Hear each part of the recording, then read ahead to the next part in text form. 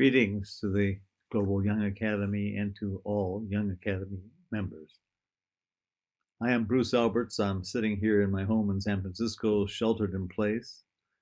I am a very old Academy member, lots of experience with the older classical academies, and I'm a big fan of the Young Academy movement and of the Global Young Academy.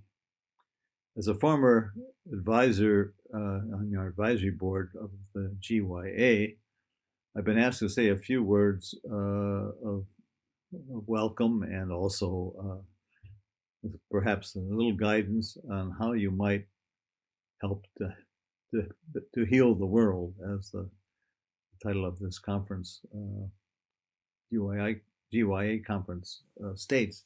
By chance, I just finished an inspirational experience every year of teaching a course to graduate students called Classical Papers in Biology.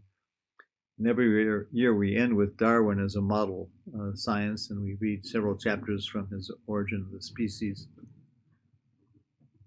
As some of you may know, Darwin distinguishes facts from what he calls great facts.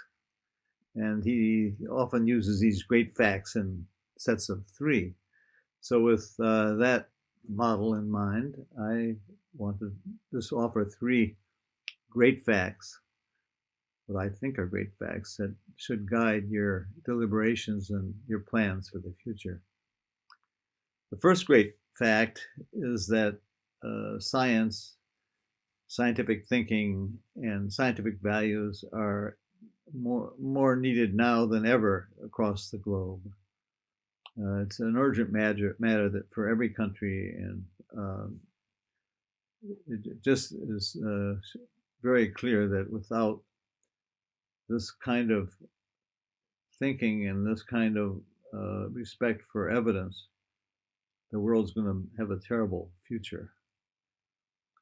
The second great fact is that this tragedy, this pandemic that we're living in, offers a special opportunity, I think, for scientists to connect to the rest of society.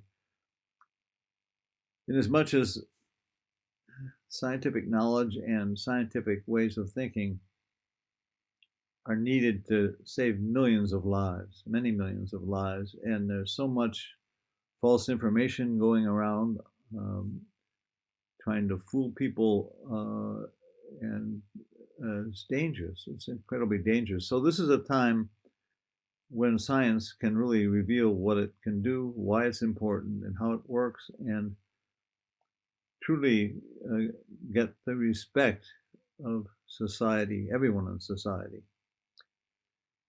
So the third great fact is, if we're going to do this, young scientists have the central role. Why am I saying of this? First of all, older scientists like myself are viewed as,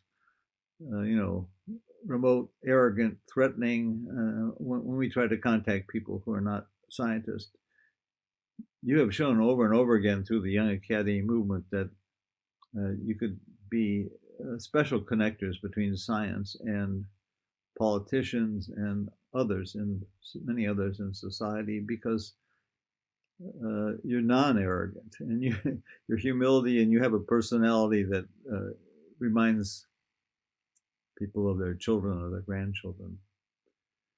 And the second great advantage you have is that the world exists now on social media, an entity that I totally am dissociated from.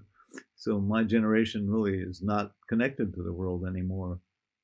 And it's going to take great efforts in social media to try to, many experiments, to try to connect to all these silos of misinformation and compete with all the fake news and the craziness that's out there. I see it very clearly in the United States. We are failing terribly as I thought we'd be a scientific nation, but our leadership is totally unscientific, and the public needs to be protected from that real danger. And this is true all over the world. So with those three great facts, I leave you with great responsibility. We're expecting a lot. Good luck.